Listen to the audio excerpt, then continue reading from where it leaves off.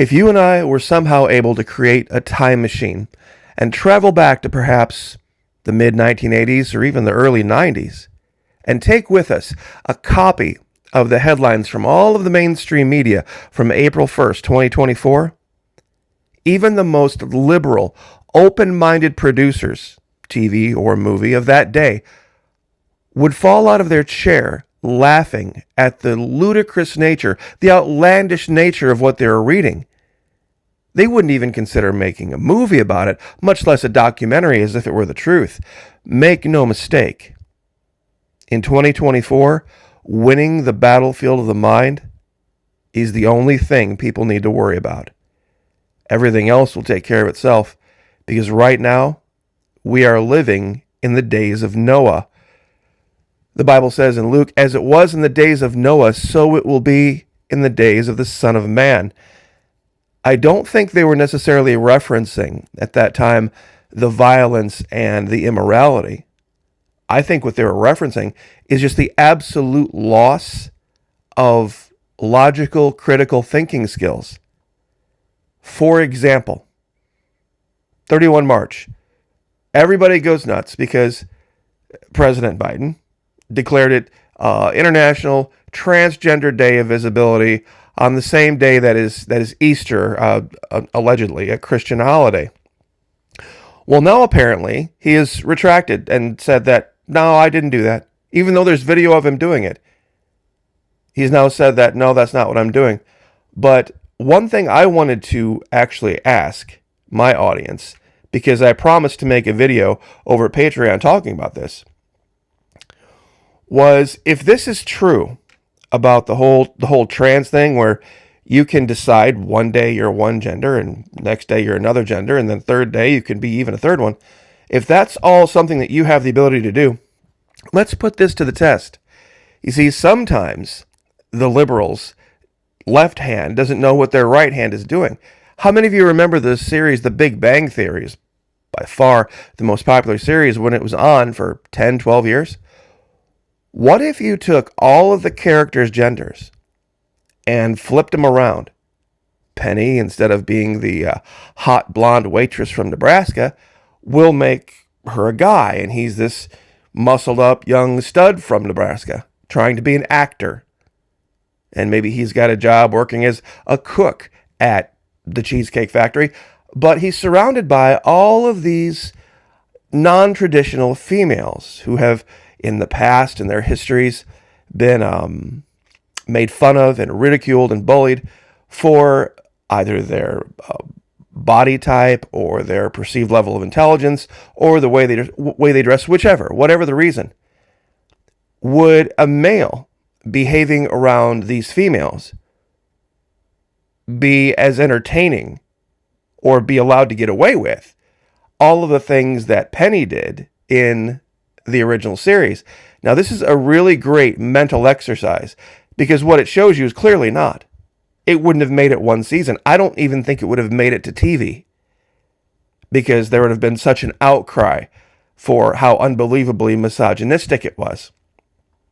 If you would like the full breakdown of that video, it's already up. Now, fair warning, it's over at the Patreon channel, and it's at the $5 a month level. The vast majority of videos that I do at the Florida Maquis Patreon channel are $1 a month. Hundreds of them, in fact. But every so often, there is a topic that requires telling a story that isn't for everybody.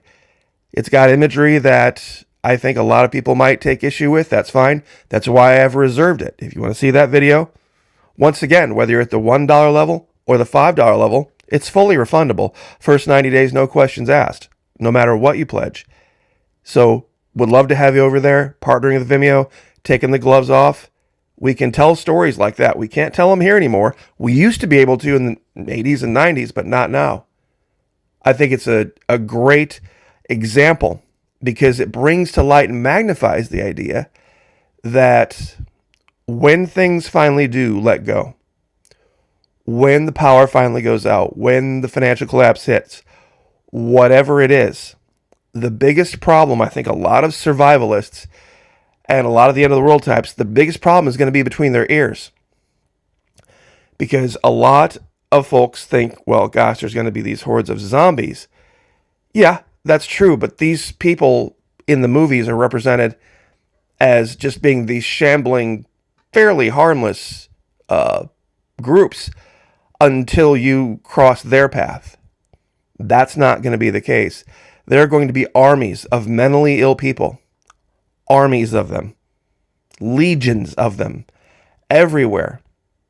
And they are not going to be unintelligent folks. They're not going to be easy to evade.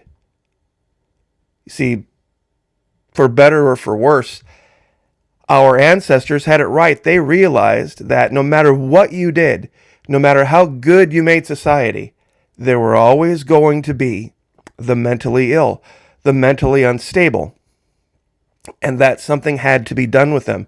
It wasn't a pleasant thing. It wasn't a fun thing. Nobody enjoyed it, but it was just a reality. Well, because of modern sensitivities, we've closed all the asylums and turned prisons into insane asylums.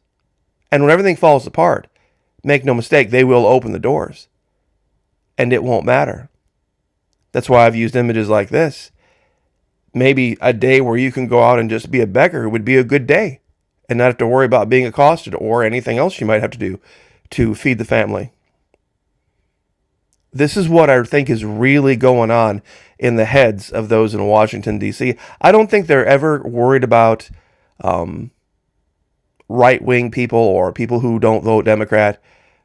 I think what they are deathly afraid of, and the reason they have the fences and the razor wire, is massive hordes of mentally unstable people coming from any group, left, right, green, libertarian, non-aligned, whatever, being pushed to their absolute limits and finally just snapping to the point where the only safe place might be inside the FEMA camps. Think of that irony of all ironies. After all of the years and decades of preparation, that there might be some folks who'll be clamoring to get in just because the outside is so unbelievably dangerous. Really great review here called Behind the Gates of Gomorrah by Steven Seeger. Life inside one of the America's largest hospitals for the criminally insane. This is Napa State in California. 1,300 men and women, and the doctor talks about how unbelievably free a lot of these incredibly dangerous people were. Ring a bell?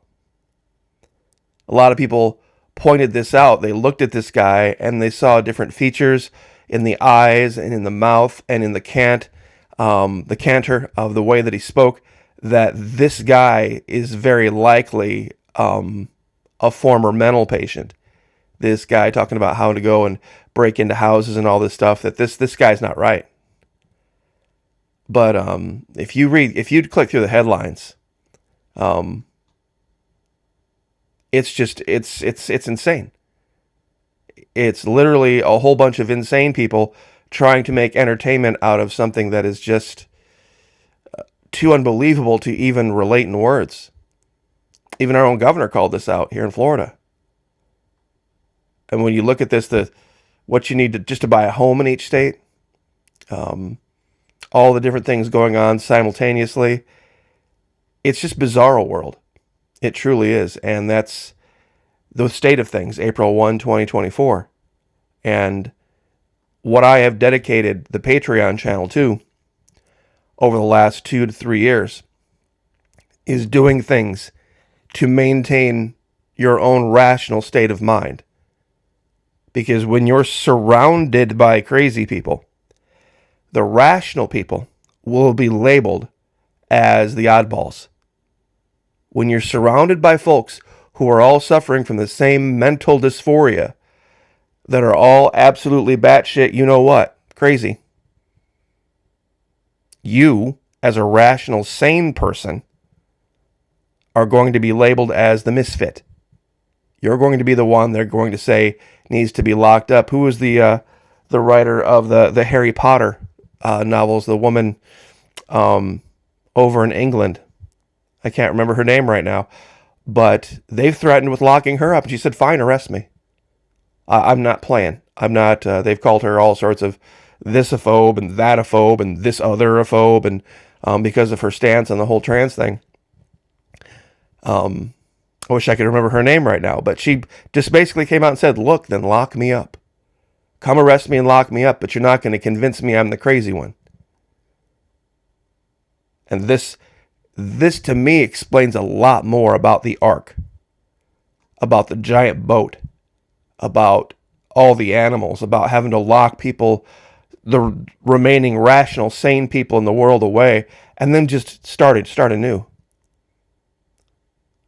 A lot of people wondered about this, about why God would do this. I think I understand it now, seeing the absolute complete loss of basic logic and understanding of reality that we are witnessing right in front of us right now.